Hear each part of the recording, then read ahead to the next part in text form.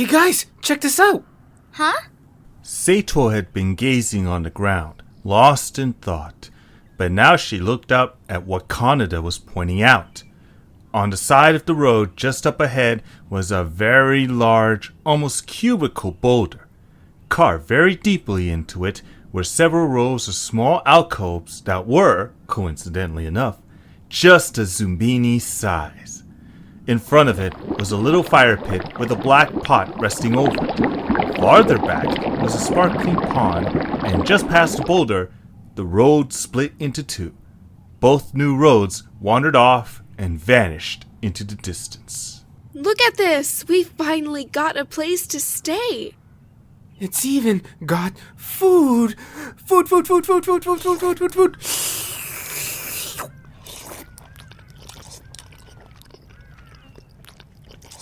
Can we please stay here, Xekrai? We're all so tired, and this place is just perfect for us. What? You mean live here? Why not? We're all sick of traveling around. Let's face it, we're not gonna find any place better. Guys, this is just a rest stop. We can stay here for a while, but we're not living here. This place couldn't possibly hold all the Zoombinis anyway. We need someplace bigger. Let's stay here for a few days and then decide what to do. Well, we're supposed to wait for the adults, remember? And since there's definitely no cities here anywhere, that means we'll have to wait here. Fine. We'll wait for the adults to show up. But who knows how long that'll take? What if they don't find us? What if they never even got away from Zoombini Isle? They did. I'm sure they did. Well, if they did, they better get here fast. I'm not waiting around forever. As the Zoombinis got used to staying at Shelter Rock, they began learning some very interesting things about it. Less than an hour after they arrived, Xekrai discovered that the various mushrooms growing around the campsite changed colors whenever they were touched. Needless to say, the ground was dotted with an array of pinks, greens, and blues before long.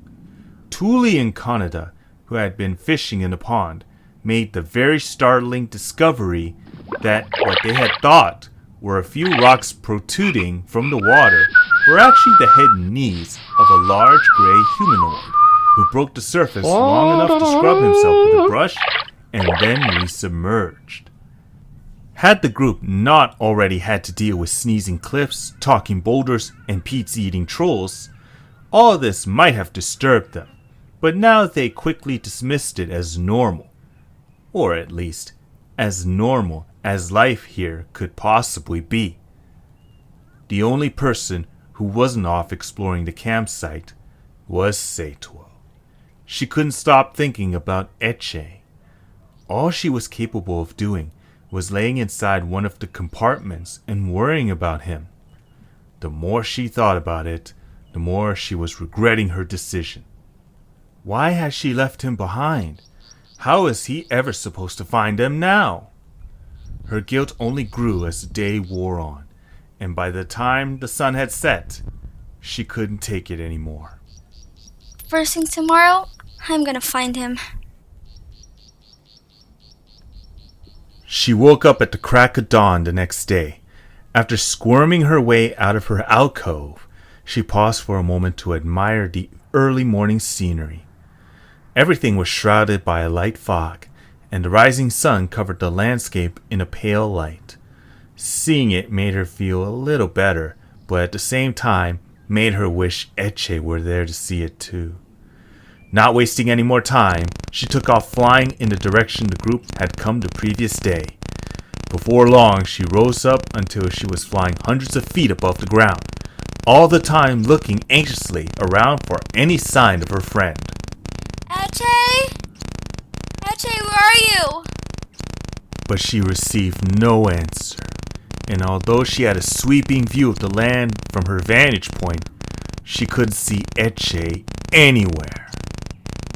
Saetwo spent the entire day looking for him, flying tirelessly over the rocky landscape for hours on end and stopping only for a few minutes at a time.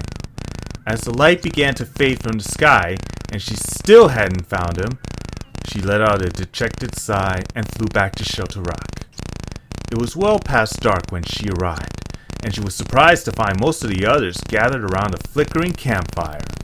Is that Saetwo? Saetwo, where were you? You've been gone all day. We thought something had happened to you. No, I'm fine. But where were you? Why the heck did you take off without telling anyone? If you have to know, I was looking for Eche. And I'll be going again tomorrow. True to her word, Saetwo spent the next day searching all over again. When she was met with no success, she tried again the next day, and the day after that. She barely even noticed how little sleep she was getting, or the concerned looks that the well-fed and relaxed Zoombinis were giving her whenever she returned. Her guilt wouldn't let her stop. 1 week after the group had arrived at Shelter Rock, Saetwo woke up to find a small group of Zoombinis gathered around her ground-level alcove. What's going on? Saetwo, we have to talk to you. We know you're all upset about Eche and stuff, but you're taking this way too far. You gotta give it a rest. We're worried about you. You don't get it, guys. Eche is my best friend, and it's my fault he's gone. If I stopped looking for him, I couldn't live with myself. Well, you're gonna have to. Xekrai says we're leaving today. Oh, well, that's what? Glad you can join us, Saetwo. In case you didn't hear, we're leaving. What are you talking about? We're supposed to wait here, remember? Listen, Saetwo. All that time you were looking out for Eche, did you ever see him? No, but Did you see anybody? what's that got to do with it? If anyone else was going to come, they wouldn't have gotten here by now. I know you don't want to hear it, but face it. We're alone. The big, strong grown-ups aren't coming to help us. You don't know that, Xekrai. Saetwo, remember what happened the night we left. Do you really think the bloats would let that happen again? No, I guess not. And we all want to get going. And I know what you're gonna say, but Eche's not coming back. He's gone. Okay. Just okay? Not shut up, Xekrai. You don't know anything. No, I think you're right. Huh. Well, that's more like it. Which way are we gonna go, Xekrai? We'll discuss that right now.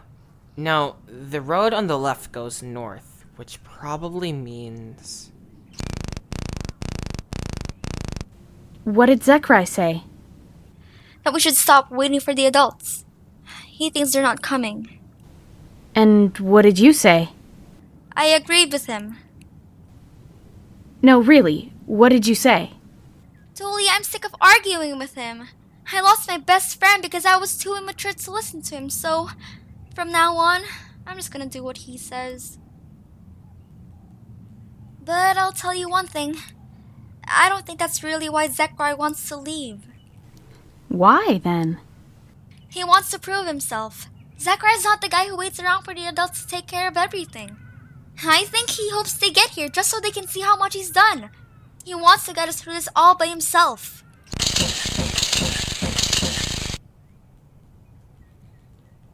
We made up our minds. We're going south. Unless anyone has an objection.